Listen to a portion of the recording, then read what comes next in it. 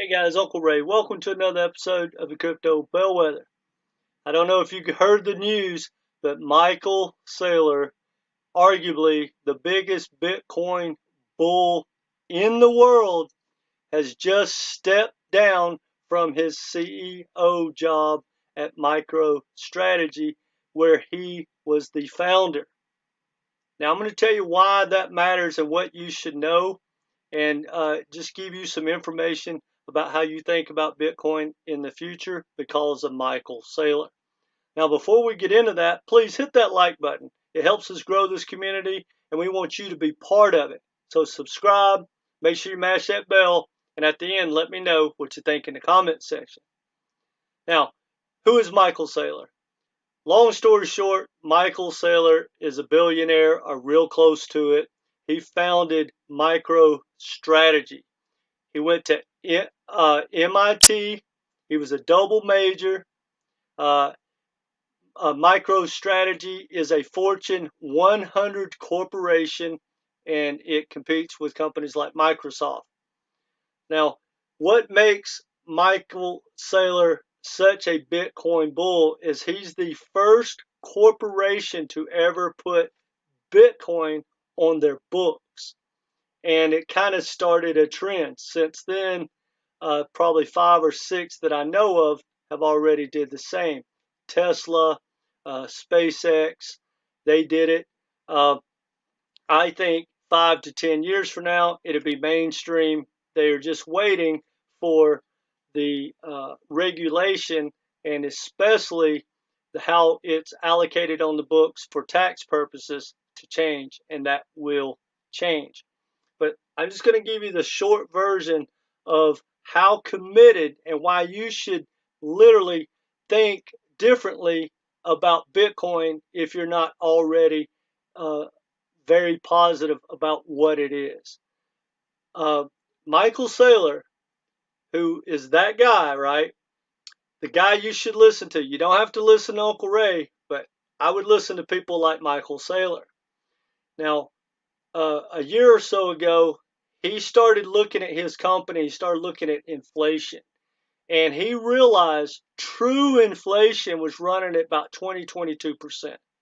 And he understood that even though they were a software company, and software companies can make more money net than most corporations, but he realized that at best, if they made like 10%, 12% net profit year over year for the next, say, 5 or 10 years, that they would literally be just barely breaking even or actually losing money. So he literally said, we're going out of business, and so is everyone else that doesn't understand that you can't keep up with that kind of inflation. So he started researching, and he came to the conclusion that he needs to put Bitcoin on their books.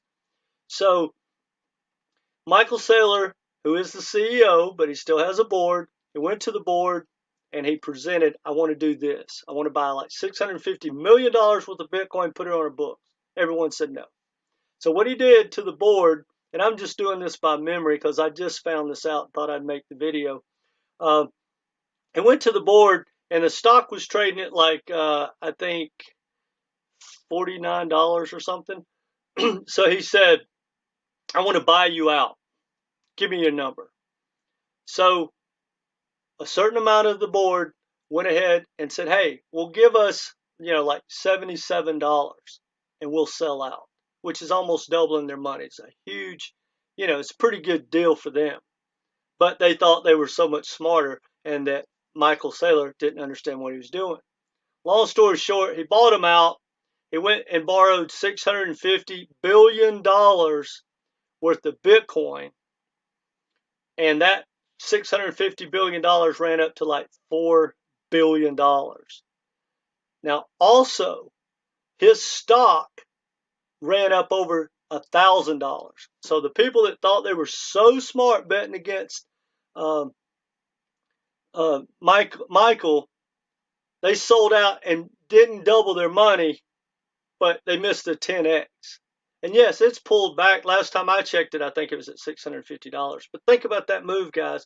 We're talking like in 18 months. And since then, he's also added to Bitcoin.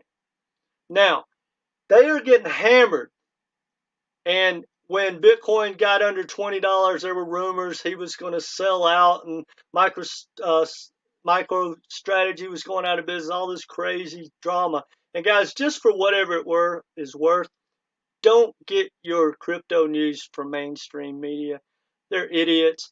It's just like, political stuff. All they want to do is capture your eyeballs and tell you anything. So when you read stuff, you got to take it with a grain of salt. Follow people that follow crypto every day and that can get all the facts together and maybe presented to them.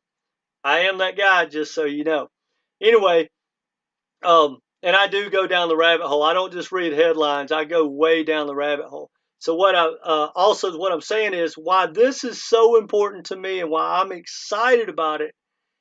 He just stepped down from being the CEO, and he's going to be like the CFO, or whatever he's going to be. But he's doing it so he can 100% focus on how Bitcoin can help MicroStrategy in the future with taxes, its balance sheet, etc., etc. Guys, his conviction has never waned. I suggest you Google him or go to YouTube, type in Michael Saylor. The man is a absolute genius. He's cutting edge. His conviction is as solid as a rock, and I have no doubt. And he's putting his reputation and his money on the line that in 10 years from now, he will be a living legend, and everyone will be talking about Michael Saylor's cojones that he had in 2022 or 2021 when he first bought crypto or when he first bought Bitcoin and put it on his balance sheets. Anyway, guys, for whatever that's worth, here's my whole point about this video. You don't have to listen to me. You don't have to listen to, don't listen to your buddies down the street. Don't listen to your banker. Listen to people like Michael Saylor. If he was at a cocktail party, guys, and told you to stop what you're doing, take your ass home, liquidate 25% of your stock portfolio and put it into Bitcoin, you would do it.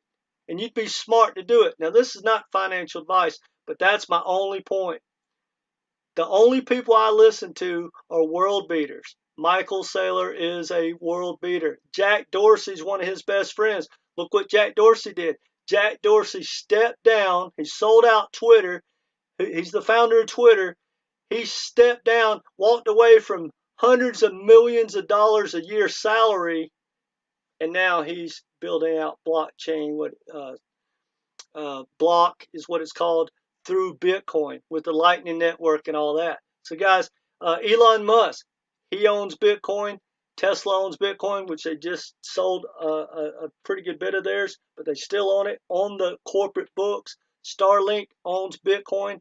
The greatest minds on the planet, the smartest people on the planet, guys, own Bitcoin. So if you have not invested, I highly recommend go check out my playlist, guys. My first video is my Bitcoin challenge. Please, I don't care if it's $100. Get involved with crypto. Learn what it's all about because, guys, I truly believe, just like Michael Saylor believes, that in the next 2, 3, 10 years, there's going to be more money made through Bitcoin and other different cryptos than any opportunity that has ever been in the world. More money to be made than if you were early in Tesla, Uber, Microsoft, Google. It doesn't matter. What Bitcoin has already done has blown that out of the water, and it's an infant. We're just getting started. All right, guys, that's all I'm going to rant about Bitcoin, but I like Michael Saylor. I'm a big fan. He's stepping down, and I can only imagine he's going to be a huge bellwether for Bitcoin. By the way, I forgot to say, he created a website called Bitcoin is Hope, where he gives a lot of education for corporate America, teaching them how to put Bitcoin on their books.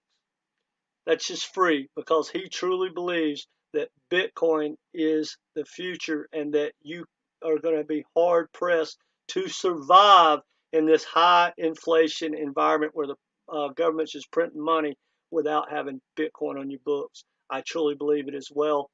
Go check out my Bitcoin uh, uh, video and just buy a little bit. Just get started.